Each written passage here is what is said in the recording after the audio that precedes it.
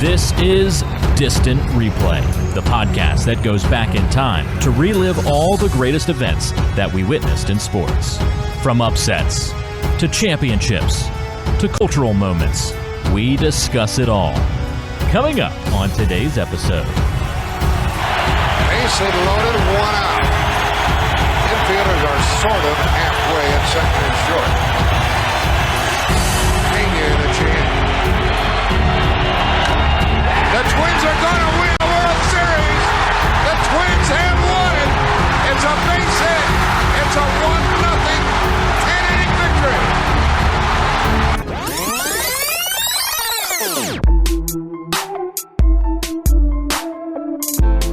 victory. It was one of the more remarkable World Series of all time. Really, if you go back through the history books, this series has to rank up there as maybe top 5 all time, maybe higher. ESPN had it as one of its greatest, maybe the greatest World Series. And it's the 100th anniversary of the World Series. But it is Twins, it is Braves, it is 1991. The day was actually Sunday, October 27th, 1991, inside the Metrodome. That is the site of today's Distant Replay podcast episode. We're excited to have you. We're going to go through this Game 7 of this World Series. And Mike, I don't know kind of what I'd remember. I mean, this is obviously kind of when we were a little bit younger, 10 years old, around that age.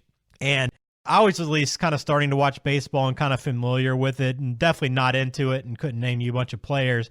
So I think I kind of lost just how special this World Series was in terms of how close it was, how hard fought it was, and just how you go Game 7 into extra innings. I mean, this series had just about everything. Yeah, so I knew how great Game 7 was. This Game 7 that we're going to cover today has sort of lived on in the lore of World Series, and is one that's always brought up as one of the best games ever. But you bring up how good the series was, and I think that contributes a lot to how dramatic this Game 7 was, which we'll get to. And also, this is an era for baseball that has just great moment after great moment. And I know we'll get into that here as sort of the podcast goes on. But that's important to remember, too. Baseball is much more in the national consciousness during this time than I think it is now. Yeah, I'd probably agree with that. And this, I mean, the turnout for this game was crazy. Over 50,000 people inside the Metrodome for this one. So we're going to go through it. We're going to get you ready for the game in terms of the series, the first 6 games. Also, Twins and Braves. These are two teams that the year before, not very good. They turned it around, and we'll go through the rosters. It's always fun to go back to baseball rosters and kind of look at who's number one starting, but also who's on the bench, some of the younger players, some of the older veterans that are still around at this time. It's fun going back to the roster, so we'll do that. And then we'll go through the game as well. An incredible 8th inning. The 8th inning was remarkable. It was the highlight of this game to me, and we'll go through that in quite a bit of detail, and then we'll wrap up this game as well and some thoughts on some what if, where these two franchises have gone since. So a full show coming for you. Let me remind you, we'll have this game on our website, distantreplaypodcast.com.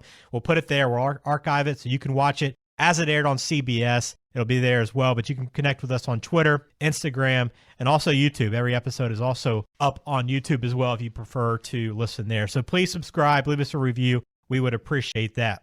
All right, Mike, as I mentioned, October 27th, 1991. Let's do a little scene set. Get us into this game. Get us ready for why this game was obviously important beyond it just being a Game 7. But I thought what was crazy is going back through these Major League Baseball standings from 91. This was the time when you had 2 divisions in each league. You had the West and the East. That's it. And it's crazy because the Braves division included the Dodgers, Padres, Giants, Reds, and Astros. While the American League, you had the Twins along with the White Sox, Rangers, A's, Mariners, Royals, and Angels.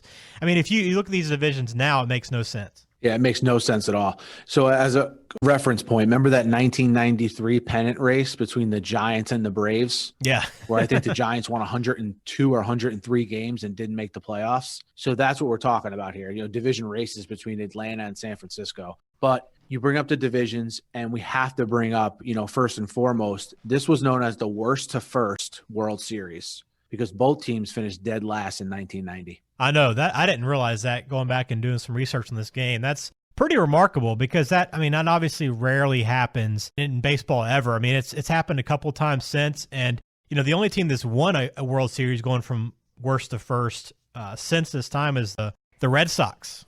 They did so in 2013, so they joined the Twins in that note. But you never see two teams turn it around like this. No, you never have. And the Red Sox didn't do it in a 7-team division like the Twins did, like you mentioned.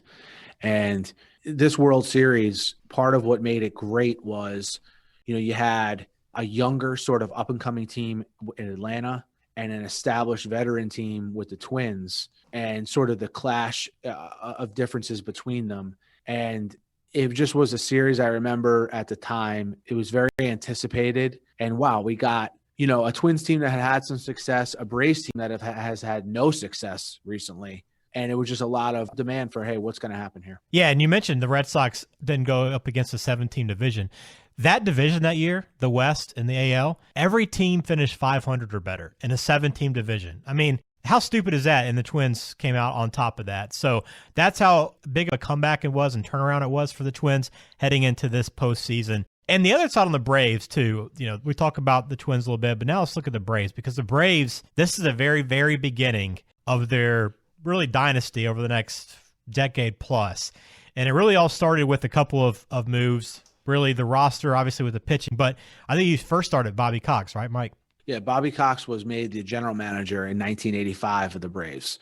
And we can't stress, those 1980s Braves were absolutely awful. I mean, they were known as being one of, if not the worst franchises in baseball, okay? The reason you knew how bad they were is because their owner, Ted Turner, put them on his network TBS for the whole nation to see every single game. So you're familiar with Dale Murphy, Bruce Sutter, some of these other 80s Braves because of the fact they were on TV all the time. But they were terrible, make no mistake about it. It doesn't change right away, but Bobby Cox becomes the general manager in 1985. Then in 1990, halfway through the season, makes himself manager. And now in his first full season as manager, like we mentioned, they go from worst to first. And they have some veterans on the squad, but they're led by most notably a young and up-and-coming pitching staff. Yeah, absolutely. And the turnaround was pretty crazy. Yeah, you mentioned, I mean, the Braves did make the playoffs once in the 80s, but that was it. And that was with Del Murphy winning the MVP award for that team twice. And they were still barely above average for most of those years. But they had a lot of 60-win seasons during that stretch. So they came in with really nothing to lose. And this is kind of the start of what we would come to see from the Braves for a long time. And let's get into these rosters a little bit, Mike, because the rosters to me is what's really the most fun to go through, especially in a year like this where I don't remember a ton of these guys before going back to this game. You remember some of the key pieces, but really digging into it, it's pretty fun to really go through. So let's start with the Braves since we're on the Braves. And you mentioned the pitching staff. John Smoltz starts this game against Jack Morris on the other side. Smoltz, just a 24-year-old pitcher at this point. He was 23 in the season to turn 24 during the season. He's young. You got a 21-year-old Steve Avery on this team. Then you have a 25-year-old Tom Glavine on this team. You see why that nucleus is being formed to really carry this franchise for a long time. Yeah, remember, now we're talking pre-Greg Maddux. So Greg Maddux joins this team in like the 95, 96 range. But even before he got there, I mean, Ben just went through the names, right?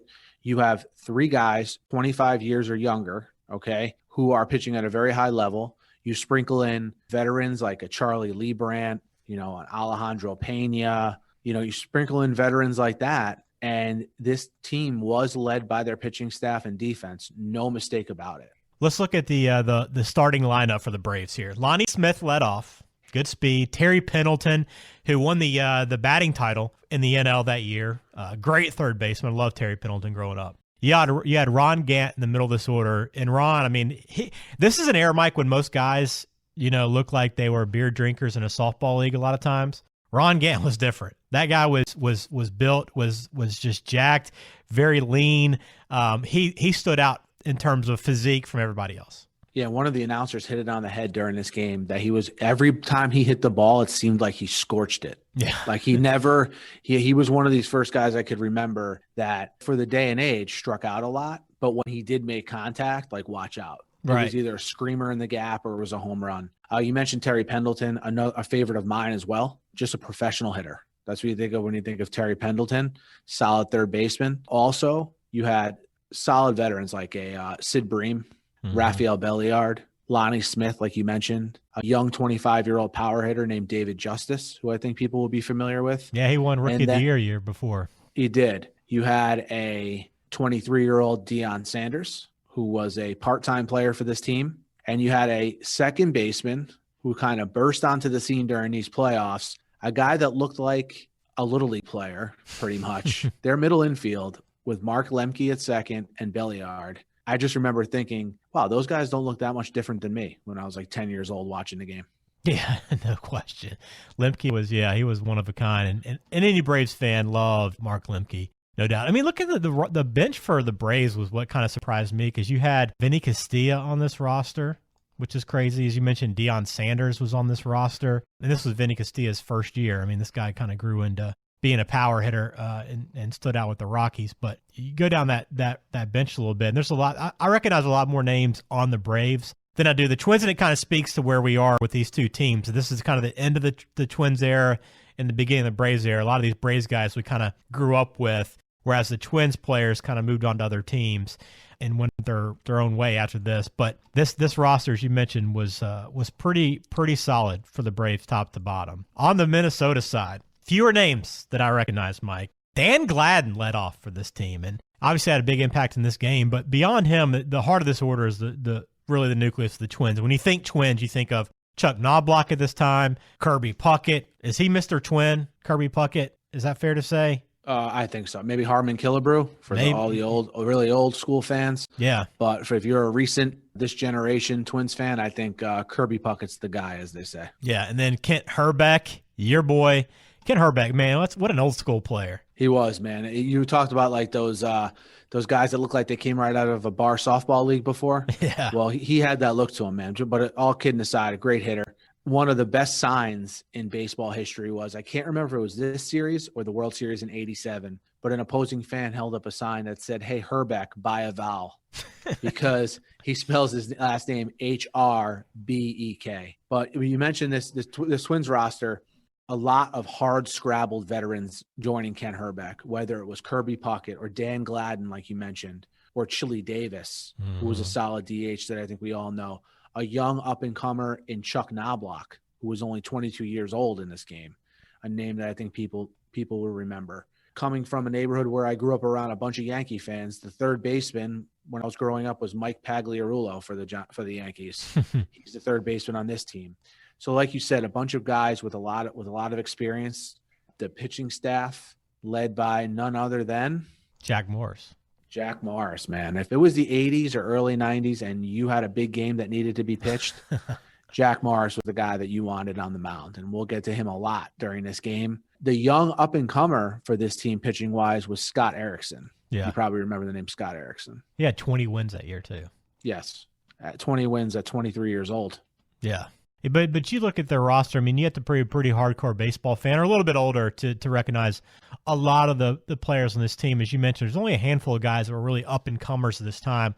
The majority of this roster is made up of veterans, and maybe that's why they were able to overcome things in this series. But I was very, very surprised that Kent Hrbek in this series did he have a single hit? He had like one hit in this entire series or something? Yeah, they mentioned how he struggled a lot in this series. And this is a guy who is from the playoff run in '87, he's a Twins legend. You know what I mean? So it was surprising. The announcers mentioned how bad of a series he did have. And Ben, the reason why these 1991 Twins, a lot of people will remember them, is something of note. In 1987, the last year they won the World Series, a lot of holdover on this team. The reason they'll remember is because 1987 was the year that the video game RBI Baseball came out. And not every team was in that.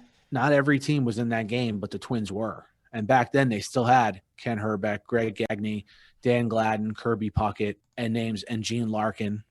So yeah, a lot of people will remember these guys just because they were in RBI Baseball, and that was an iconic video game. Dude, great call. Yeah, that game was awesome. So let's talk about the series itself, Mike. To get to Game 7, what was so great about this series was that every game was contested. I mean, every game was essentially a battle for 9 innings. And when this whole thing was all said and done, these two teams played 69 innings over the course of the World Series. Think about that. 7 games, they almost averaged 10 innings per game. Incredible. You had 3 walk-off hits to win games in this series.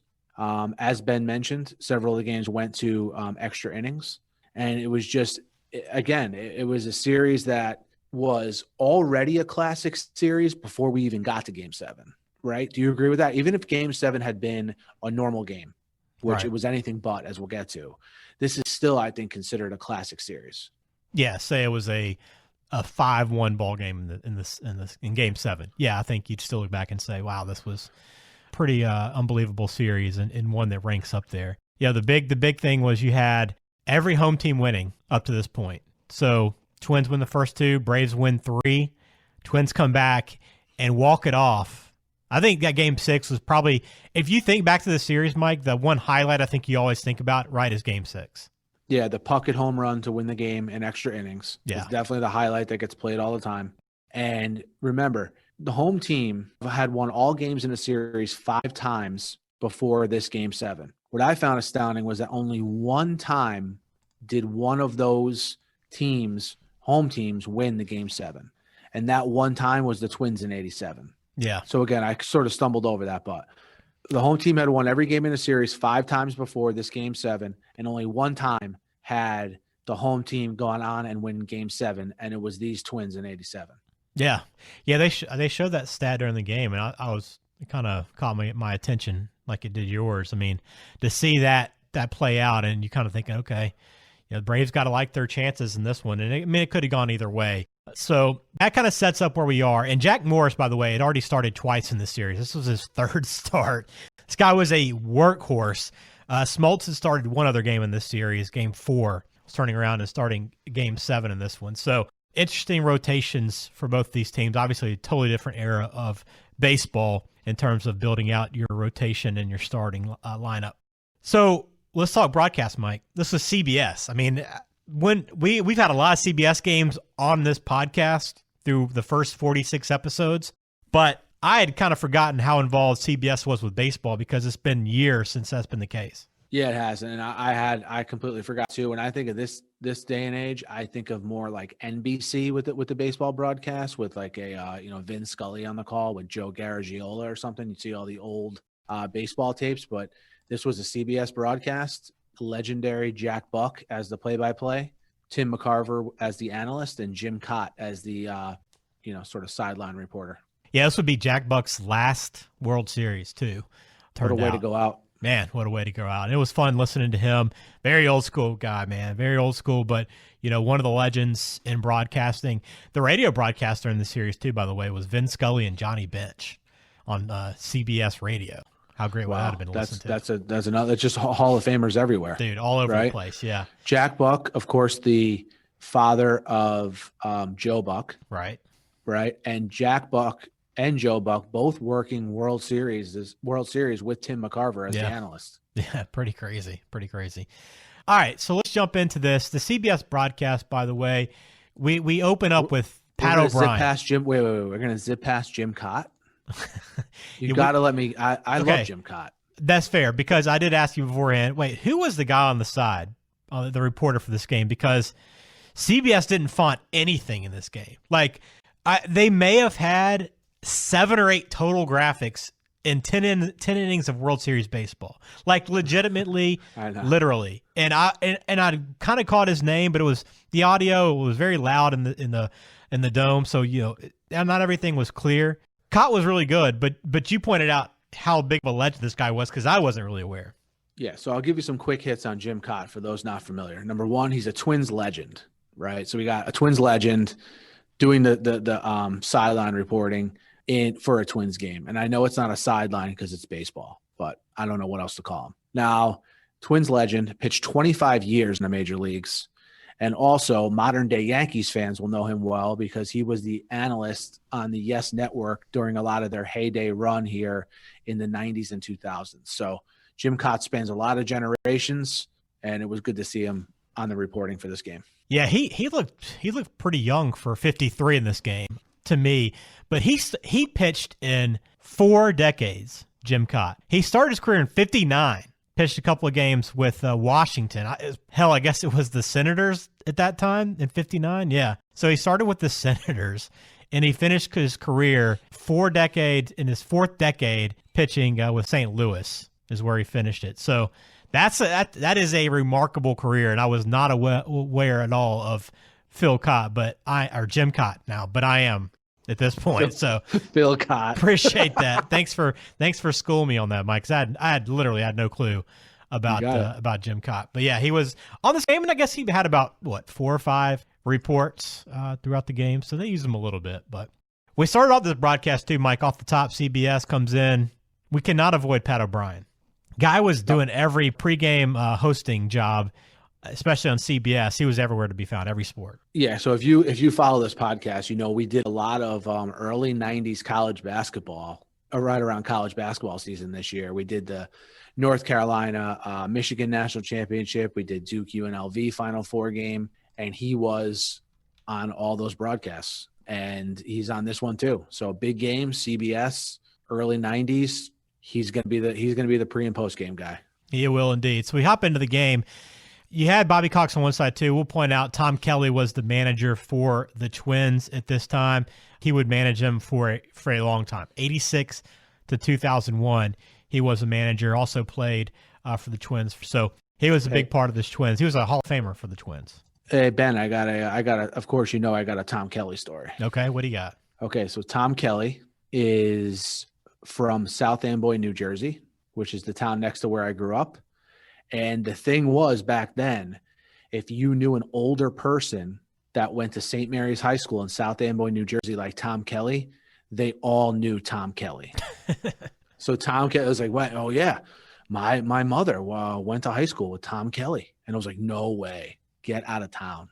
He was the guy, huh? He was the guy, Tom Kelly. Hey man, late 80s, early 90s.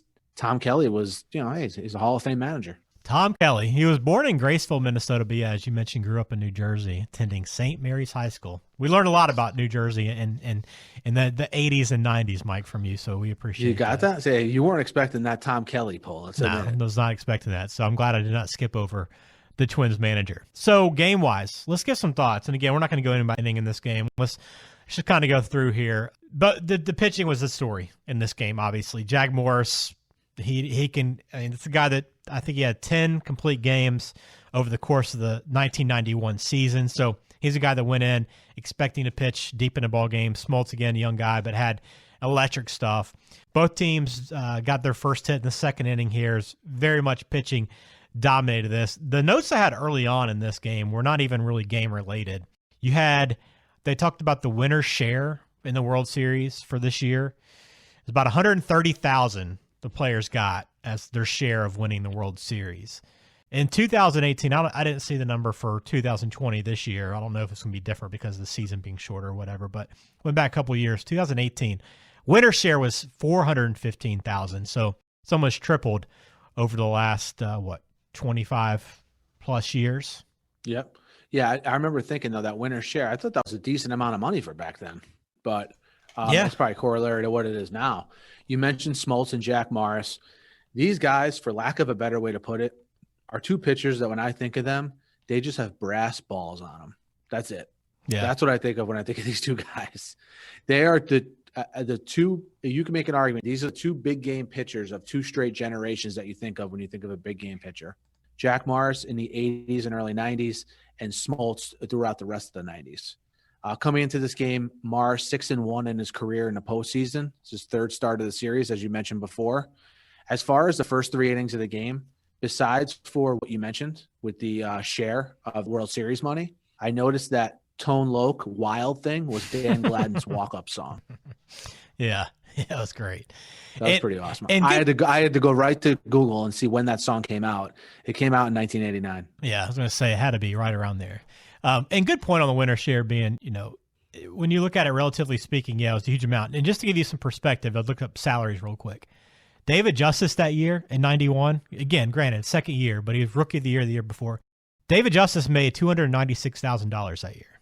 So this winner share would have been almost half of his salary for the season. So he was on the lower end, obviously, but you're talking about a guy like Ken Herbeck made $2.4 million, and he's a veteran at this point. So, you talk salaries, $130,000 probably meant a lot more at that time than $415,000 means to most of the guys that are playing this day and age, because minus the guys on the very end of that bench, I think most of those guys are making over $1 million at this point. Yeah, for sure. Great points. Yeah. That puts things in perspective perfectly. And, the big story of these first 3 innings to me, and became a big story throughout the whole game, is just the runners that both teams left stranded.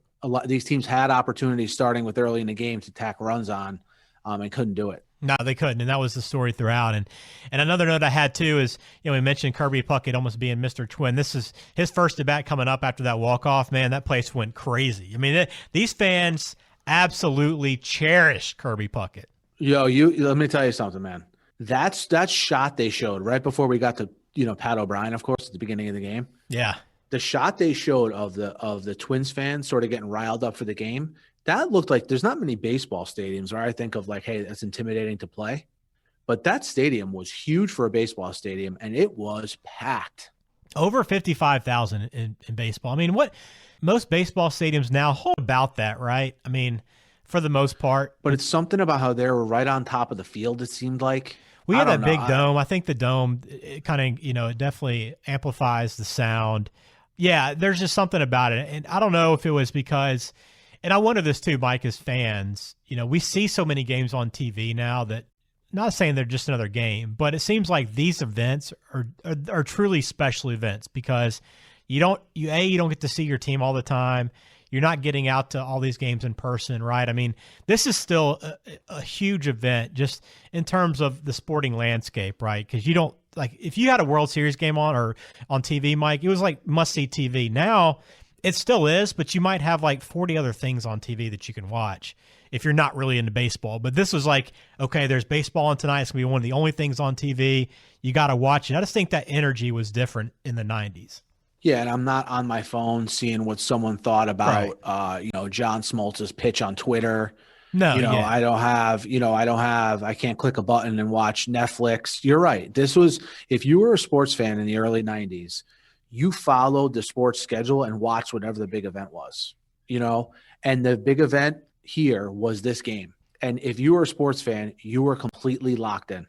I think your point on the cell phone is probably a better point than mine, to be honest with you, because you'd have more people worrying about like taking video of the fans in that pregame spot. I mean, these fans were into it, making an impact. They were just locked into what was happening in the moment. It was definitely a different era, and it was fun to watch. But you're right. It felt different when you watch those fans coming into that stadium. I mean, it was electric. Another thing, we see Morris, by the way, his palm ball. I think he only threw this twice in the entire game, but he threw it back-to-back pitches to David Justice, a 63-mile-an-hour pitch there in the 4th inning. That was a crazy pitch to watch. And McCarver mentioned it, like, if you're ready for it, you're ready to tee off, but nobody's ever prepared for that pitch. Yeah, the amazing thing about Jack Morris in this game, right, was that at this point, he's I believe he's already in his mid-30s. Yeah, he's 36 years old at this point. And he's able to keep his velocity and keep these hitters off balance the entire game. He doesn't slow down. It's not like, we're trying to get 6 innings out of Jack Morris. He's pacing himself perfectly. He has that palm ball. You can't make a big enough deal about this palm ball. It was like a perfect pitch. Right. And he's just a crafty. When they use the word crafty, it's overused sometimes. But with a guy like Jack Morris, it's truly, it truly fits his pitching style and how effective he was. And he got, I think they were back-to-back strikes to Justice too, which is pretty crazy. Also in that 4th inning, Mike, I made a note, with the debate now over umpires and how accurate they are and whether or not we should go to robots making the calls, balls and strikes. But the home plate umpire was described as having a reputation as not a pitcher's umpire. I mean, can you imagine facing a guy that you knew was going to have a tight strike zone on you, and just every game was different depending on who you had behind home plate? I mean, this is why these guys are so intent on just having balls and strikes called as they are. Yeah, balls and everything was different about baseball back then, including how it was umpired. And you're right, certain guys had certain reputations of calling games certain ways, and it would drive you nuts as a fan. But the announcers would be aware of it, and it would just kind of be a known thing that the players had to deal with, and it was a part of the game, really. I know that's, again, another played out phrase, but it was really just a part of the game. Also of note, in the 4th inning, they showed a fan in the stands named Pat Olson, who had gone to 283 straight World Series games, right? They talk about this guy for a lot of a half of one of the 4th inning. Even more incredible was this guy was Lou Gehrig's minor league roommate. I know. I was more interested at that point in Pat Olson than the game. it was funny. Like I thought, I was like, wow, this is a random, cut in. It was like you mentioned, the middle of the inning, they're kind of cutting to this old gentleman, 90-year-old gentleman in the crowd, who eventually kind of waves the camera off, like, okay, you've been up here long enough. Like, let me just enjoy the game. But 283rd straight game, and that's so long that McCarver didn't even have, like, the research team didn't even go back to figure out how many games, like what World Series that was. And you can't even really do the math. But like, right. McCarver said he can't figure out how long ago that was. McCarver's like, I'm not sure how long ago that dates back, but it's been a long time. But 283 games. I mean, even if it's a sweep every series, you're talking about almost 50 World Series. I don't know how many he's missed at that point. I mean, I guess it's been, he'd maybe been to half of them, but you think 283 straight games. That was pretty crazy. They showed that, and I did make a note of that as well. I was Pat Olson, Lou Gehrig's minor league roommate, 283 straight games. I wonder how many he actually went to before he passed. And we get into the fifth inning, right? And to me, I thought was a pretty cool moment. And so Jack Morris is in the top of the fifth. The Braves have first and third with one out. He gets Pendleton to pop up for 2 outs, which is no small feat. First and third, 1 out. Pendleton, all he needs to do theoretically is hit a hard ground ball to get through. This is the batting champion. He gets him to pop up, 2 outs, first and third. He strikes out Ron Gant looking on a full count. Yeah. And Jack Morris is pumped up leaving the mound. Yeah, this was pumped up. This was the Braves' first opportunity in this game. Yeah. And, Lemke got on, led off the inning with this 10th hit of the series, by the way. So Lemke having a very nice fall classic here. Lonnie Smith laid down a bunt, right? After a sac bunt. And McCarver did a really good job of pointing out how ridiculous and how risky this was. Like if you moved your runner over to second and now you're bunting again, when they got him over in position for you, you better 100% beat that out. And lucky he did. We had 2 things, Mike. Herbeck pulled off the bag, right? So he was actually safe. But Lonnie Bunt had a feet first slide into first base. Yeah, let's put it this way. When a play you pull off in baseball, when you sliding feet first into first is not the most ridiculous thing you did, you've done something. Yes. Like to bunt there is like McCarver hit it right on the head. It's like the most ridiculous thing you could ever do. It's one of those things where it better work. Yep. And to his credit, it did work. And this is not the last we'll hear of Lonnie Smith. No, and to your point, you're exactly right. I mean, Pendleton just not getting that ball to the outfield, just anything to get that run in was big. And then Gant did not have a great game in this one, Mike. He came up with some pretty big situations, this being his first, and struck out here. So big inning for Jack Morris and the first real true opportunity, I think, in this game. A couple interesting broadcast elements that came up around this time too, Mike. They had some random Game 7 facts they kept showing. Like, I think it only happened twice, but it was like McCarver in the middle of the inning too, not like coming back or, during some downtime. It was like, and back in the 1929 World Series Game 7, Babe Ruth. And it was just like, it's kind of a random thing to squeeze into a game that didn't really have any tie-in besides a Game 7 to what was happening. Thought that was interesting. And then you had the Ernie Hartwell, who's another legendary broadcaster for the Tigers. He recorded a World Series memory that they played between batters. Like just very random elements they put in this game. Yeah, a lot of stuff sort of like felt like it was shoehorned into the broadcast. Yeah, I agree. Yeah. And then also again, I picked up a lot of broadcasting stuff because the game, was just dominated by pitchers through most of it. But I thought it was interesting too when Jack Buck was giving an NFL update randomly during a Kirby Puckett at bat in the 6th, like giving a couple of scores. Did that seem out of place to you at all? Again, I felt shoehorned. CBS was huge with the NFL back then, like they are now. My only thought was maybe the games had just ended, so he was kind of giving an update for fans that were tuning into this game now.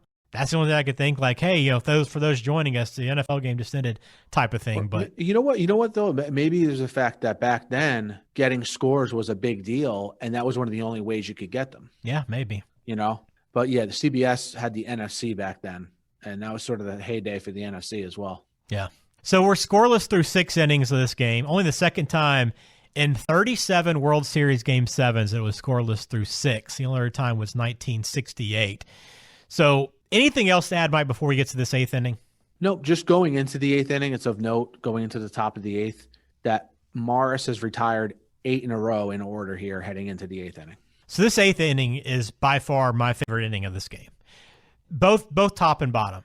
I mean, this inning was enough for the game. Like this inning was good enough to really be the entire excitement of this game, because both teams had every chance in this one. But I think the Braves, more than anyone, looks back on this game, this inning, and there's a lot of regret and what if. And it starts with a huge, maybe one of the worst base running mistakes I've seen in a postseason, that with this much on the line. Lonnie Smith, as we mentioned, with the feet first slide early in this game on a bunt.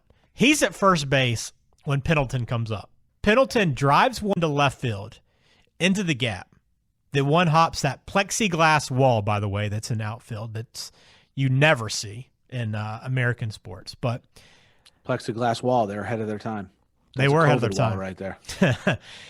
One hops it off the wall. Lonnie Smith, by the time the cameras kind of show you what's happening after the left fielder gets the ball, Lonnie Smith is like kind of slowly coming into third and stopping at third base. Again, a double off the wall that takes a huge hop up off that plexiglass, and Lonnie Smith is trotting into third base and not scoring. And a clear double. Clear double. The outfielder never had a chance at it. And it was to left field, okay, for Lonnie Smith at first base. This has to be a ball you see off the bat, right? You would think. Absolutely. So as a base runner, picture this. You're on first base. There's a ball hitting the gap. If you played baseball, you probably had this happen when you're on first base. Everything's in front of you. Theoretically, you don't even need a base coach to tell you to go to third. You should be able to see everything in front of you, okay? And when you see him pull into third, standing up, you're like, what happened? Yeah. Like, how did he not score? It was a clear double. And then they show the decoy by Greg Gagne, right, and Chuck Knobloch. And what they did was Lonnie Smith must have had his head down and was not looking at the ball, because they decoyed them turning a double play in the middle. And Lonnie Smith totally fell for it, stopped in his tracks, and then began running once he figured out what was going on. And that's why he wasn't able to score, because he stopped his momentum and fell for the decoy. And look, this has to be one of those plays, if you're a Braves fan, that people are reminded of when they watch the game, but you probably have never forgotten it since this game, because it was that big of a deal. You know what it reminded me of, Ben? It reminded me of Game 1, 2000 World Series, when Todd Zeile hit a ball off the very top of the wall, and Timo Perez, I don't know if you remember him, he thought it was a home run, so he stopped running, and he ended up getting thrown out at home as a result.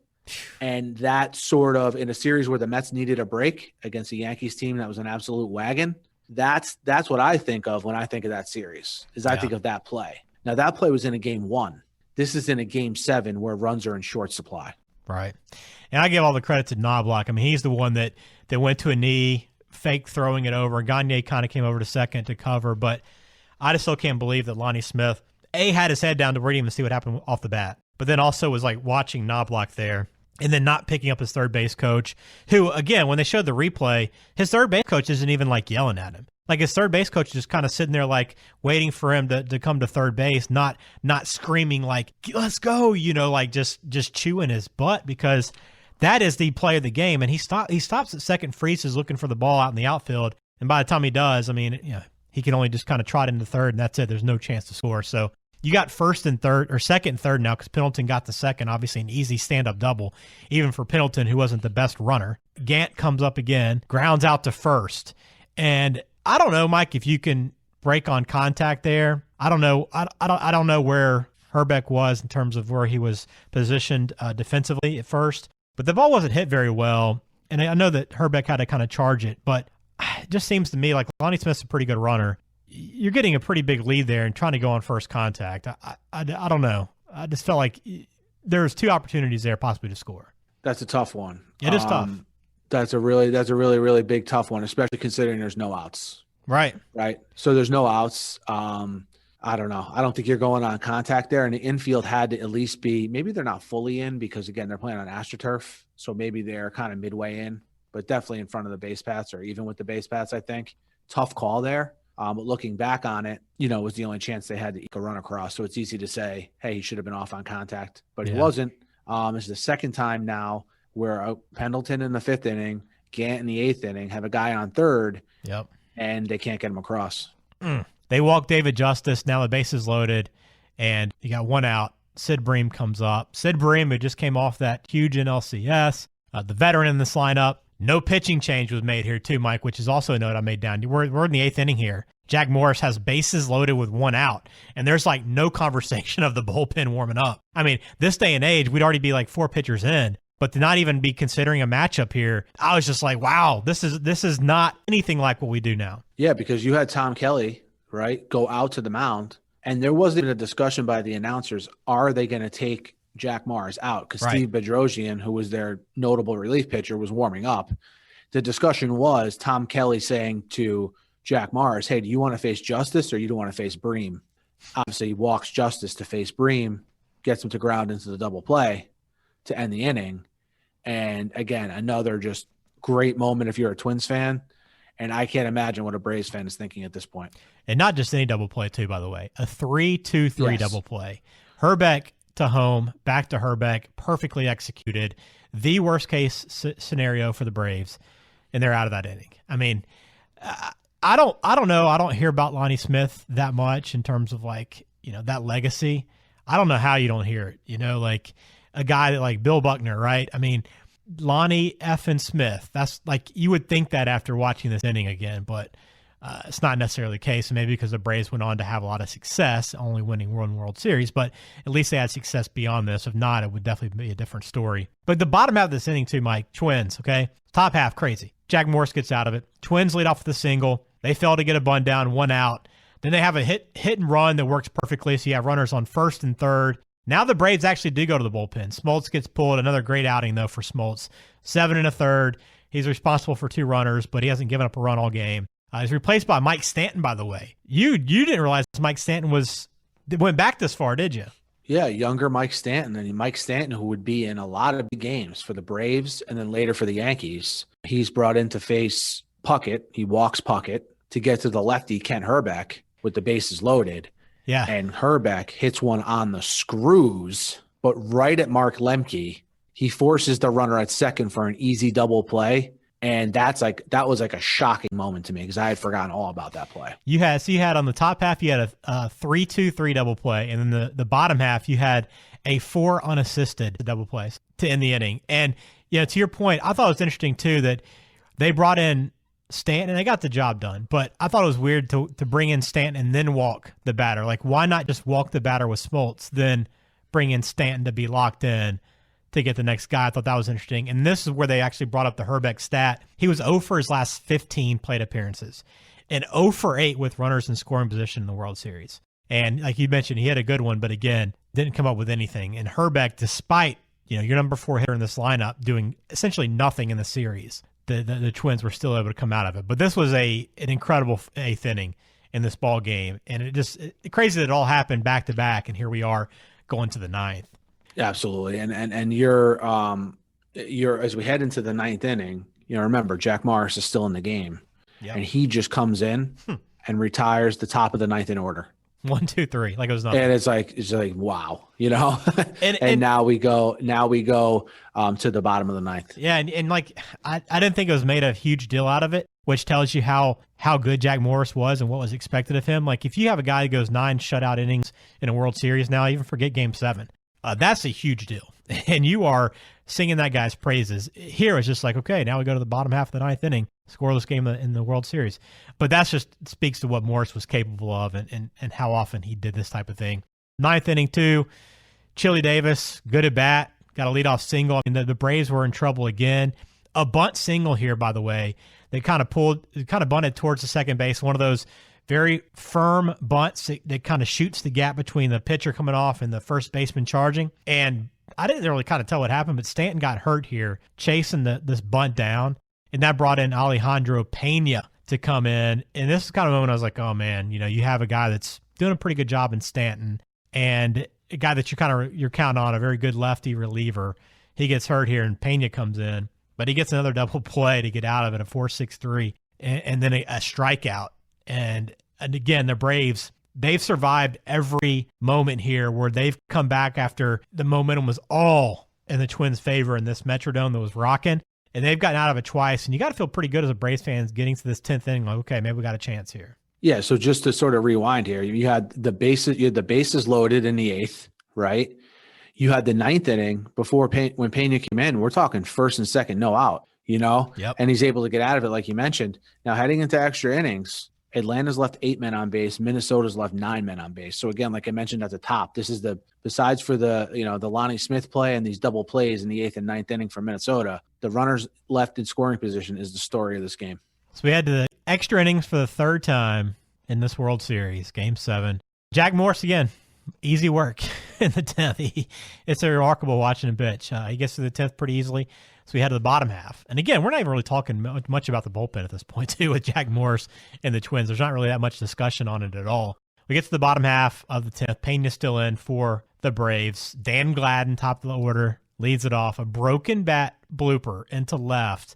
This, if you remember back, if you watch baseball in the 90s, all these domes, huge stadiums, this artificial turf, these balls would take huge bounces off this turf. I mean, any hit to the outfield, the outfielder had to play it well, and they usually were jumping to field the ball.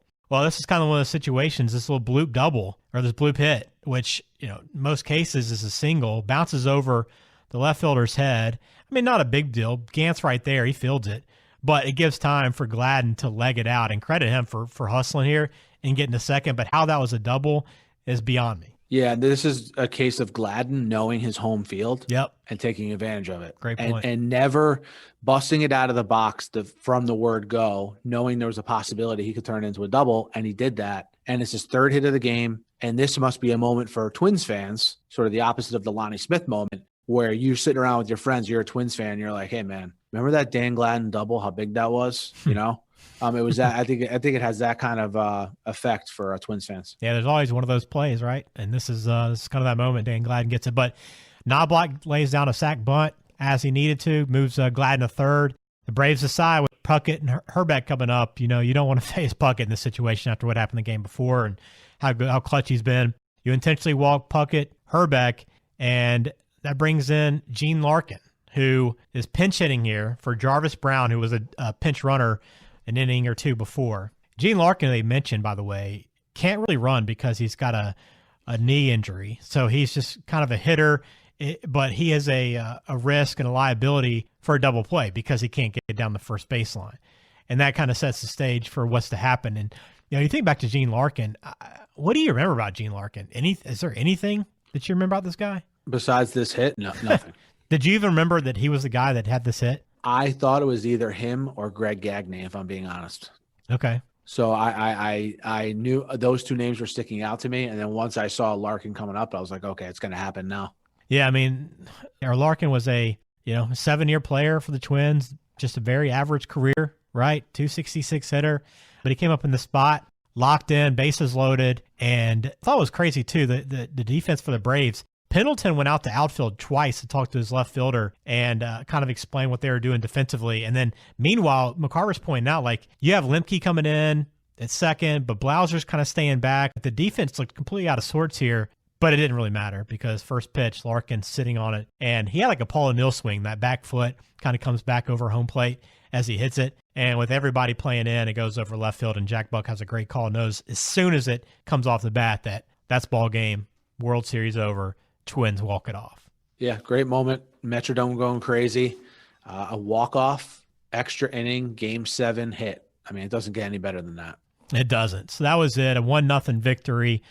You had Gladden come across home plate to wrap it all up, and it was cool seeing Morris's reaction. He was like the first guy to home plate when that ball landed. He was there trying to wave in Gladden to come on home. But what a game, Mike. I mean, this was classic baseball, stuff we grew up with. You had this artificial turf in a huge dome stadium. You had two just pitchers that would want to go complete games if they could, but you have a complete game shutout, 10-inning game for Jack Morris against a 24-year-old John Smoltz. You had some gaffes on the base paths, and none other than Lonnie Smith, who one of the all-timers in World Series history, not scoring on that Pendleton double, and then you have a walk-off by Larkin. Just this game had it all in the series. Was one of the best of all time. Yep. I think, I know personally the only one that I probably watched every game of that was close was maybe the Yankees Diamondbacks, because that had a lot of games that went down to the end. You had the exciting finish in the Game 7 with the walk-off. But as a whole, it's important to remember for baseball, as I mentioned at the top, this is sort of a very good time period for baseball. Now we're leading into the 94 strike. You know, when they say that like the 94 strike kind of like, for lack of a better word, sort of ruined baseball. Yeah. I think part of that was because you had such a great run of moments leading into that. I mean, you start off with the 85 controversial World Series with the Royals and the Cardinals, the 86 World Series with the Mets and Red Sox, which is iconic. Then you lead into those good Oakland A's teams of the late 80s. And you have that iconic World Series, the Kirk Gibson moment against the Dodgers. Yeah. Right. And then now you have this series in 91. You have the Joe Carter winning the World Series on a home run moment a couple years later. And it leads right into that 94 strike, which the baseball was having a great season even then with how good the Indians and Yankees and Expos were playing. But then sort of baseball sort of goes on the back burner after the strike. And then we sort of, go from there. But this was like right in the middle of a very, very good period for Major League Baseball. Yeah, I think that's a great point. That's a great point. And I think you're dead on with that as well. Let's talk a little bit about kind of what these two franchises have done. As we mentioned, you've had, from this point, the Twins, their futility in the postseason is, I mean, if you told the Twins fan that night, that's probably why you would have felt like they were going so crazy in the Metrodome, because they won their next postseason series a few years later. But after that, they've lost 9 straight postseason series, the Twins have. And that includes what they're currently on, an 18-game postseason losing streak that just concluded with a 2-game sweep to the Astros here in 2020. And that is the worst of all time. Yeah, and of note with the recent Twins sort of playoff failures have been they have not been able to get past the Yankees, right? Which has been a major hurdle for them. But hey, when you think of the Twins franchise, you think of this era, this 87 to 91 era for sure. They've been eliminated since this 91. They've been eliminated 10 times. They made 10 playoff appearances. 6 of those times they were eliminated by the Yankees. So it has been, and they had some good teams too in those kind of early 2000s, late first decade of the 2000s, and when they were unable to get past those Yankees teams, and it's been a miserable drought. But on the other side, the Braves, we kind of well documented what they've done: 14 consecutive division titles. This is the start of that. They would go on to 3 of the next 4 World Series being played, minus that obviously that strike shortened season where there was no playoff. They had 7 straight NLCS appearances, which is remarkable. But only 1 World Series win, and that's kind of what the Braves talk about. I think Braves fans talk about, those teams, as good as they were, only 1 World Series victory. But from that time, too, I mean, these 2 franchises were 2 of the worst in the postseason, Mike. I mean, I mentioned what the Twins did, but the Braves, after their 2001 NLDS win, they lost 9 straight postseason series, and that was just broken with their win here in 2020. Getting out of that first round. They've won 2 series now. They're currently in the LCS, having won the first game when we recorded this against the Dodgers. But until now, they hadn't won a postseason series since 2001. That's wild to hear. And I know for Braves fans, the focus may be on the lack of playoff success. But for me, as a Mets fan, the focus is just on how awesome they were. I know I get why Braves fans would be bogged down in the playoff history. But look, from 91, right, until 2005, they won the NL East every year but 1 year, okay? And that 1 year they didn't finish first was the strike-shortened season. Yeah. Right? So that year doesn't even count, right? So they win that NL East. They dominated the division. If you were a fan of another team in that division, it's kind of like being a fan of a team that has been in the AFC East for the last 20 years with the Patriots. I mean, they just kept on reloading and reloading and reloading. And a large part of this run was built around this young pitching staff. Mm-hmm. It was Glavine, Smoltz, and they later add a Greg Maddux. They filter in some young, really, really good position players like a Chipper Jones, and they just keep on reloading and reloading, and Bobby Cox becomes a Hall of Fame manager. Yep, and then along with that, from this game and this season, John Sherholtz, what he was able to put together as a GM, became a Hall of Famer as well. So you had those 2 guys, Hall of Famers, kind of speaks to what they were able to accomplish. Absolutely. I mean, I can't think of another manager-GM combo that had a sustained level of success together to really be Hall of Famers. And when you think of one, you think of the other. I mean, remember, Bobby Cox gave up the GM job to John Sherholtz. So this 91 season was John Sherholtz's first year as GM, and sort of the rest is history. Yeah, pretty remarkable run for the Braves. What else, Mike? Outdated items from this game.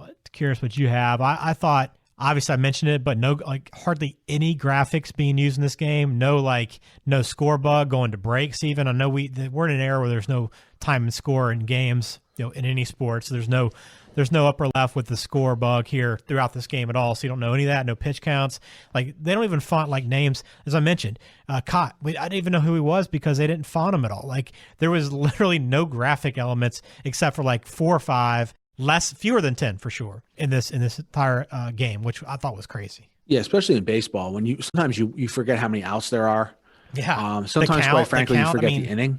Yeah. You forget what inning it is. You forget, and also like even now they just show like in playoff series, like the graphic when a guy first comes up, like he's 10 for 27 in the series, right, or he's 0 for 2 today, or whatever. Like the lack of that is very, like you said, it's very glaring. And and this is also the era of pitchers working so deep into games. I mean, we're now where there's bullpen games all the time, and the Rays have been built around that quite a bit, where they have a few starters that will go deeper into games. But if you have a guy go 7 innings, Mike, it's like this guy just defeated Goliath by going so deep into a ball game. And back then, I mean, Morris is going into the 10th inning, and we're not even really talking bullpen. Smoltz would have probably loved to have gone longer, but they felt they had to make a change there for matchups. But I mean, this era was different, and I don't think we'll ever get to that point again. We'll never see this. Yeah, we had a 36-year-old pitcher going 10 innings in the Game 7 in his 3rd start of the series. I mean, I think that's all you really need to say to sort of capture the difference in the eras. One thing, a throwback that I love are these Twins uniforms. I love the hat with the M on it, and I love the pinstripe Twins uniforms. Yeah. This whole game had kind of that old school feel. I mean, where every guy looked, no matter if he was 24 or 40, looked like he was 45. You know what I mean? Like the mustaches and just that look. I don't know what it is, but those guys always seemed older. Maybe it's just our memory from growing up watching it and looking up to these guys. But everybody looked older that age than they do now. But this was a fun one, Mike. What else do you want to get in before we close it out? Anything? I think that's it. Other than like, hey, if you don't know much about this series or haven't watched this game, like and you're a baseball fan, you have to go back and watch it. If you forget, even go back and watch it, because this is one that sometimes baseball, when you talk about a 1-0 game, you actually watch it. You can kind of feel the tension in the stadium, feel the excitement, and it adds a different element to it. Yeah, and you got to watch that 8th inning. Wow, what an inning. One of the best innings in World Series you'll ever see. And to come out of that scoreless was crazy on both sides. But a lot of fun. If you want to watch the game in its entirety on CBS, we have the YouTube link on our website, distantreplaypodcast.com. Make sure you subscribe to the podcast. Also, you can find us on Twitter, on Instagram, and on YouTube. We have all of our episodes archived there as well. We'll have more mini-sodes coming as well, plus other games. So if you have a game on your list or something you'd like us to go back and watch, it doesn't have to be a World Series game. It can be a random Thursday night college football game that was crazy and great. We'd love to go back and watch it and relive that experience again. So send it to us on any of those platforms. We'd love to hear from you. Mike, that'll do it for us. Enjoyed this game, man. This is old school baseball, and I loved watching it. Until next time.